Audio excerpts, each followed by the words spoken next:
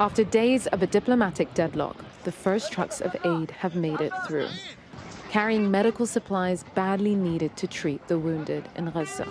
But as the onslaught of Israeli airstrikes continues, this trickle of relief is hardly enough. We're at the headquarters of the Egyptian Red Crescent, who sent through the first 8 trucks we saw go into Gaza. But we've been told that that's only 10% of the 200 trucks that this organization alone has sent to the border. With such a small portion of aid getting through, they've had to prioritize what they send. How many trucks would you send if you could right now to fill the deficit that exists? More than 2,000 trucks. More than. This is for the beginning. But I think that we need to continue, because this humanitarian impact, it will not be treated in just a few days.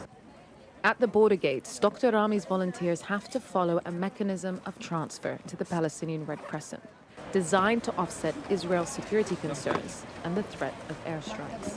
We are worried about our volunteer, and also we put the logo, the emblem. We are calling everyone. We are protected, and we are not a target. Humanitarian should not be a target. As emergency aid efforts continue, so too does crisis diplomacy.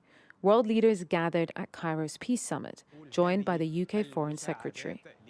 I still believe in the power of diplomacy, and I still believe that we can work together to secure a future where Israelis and Palestinians live in peace.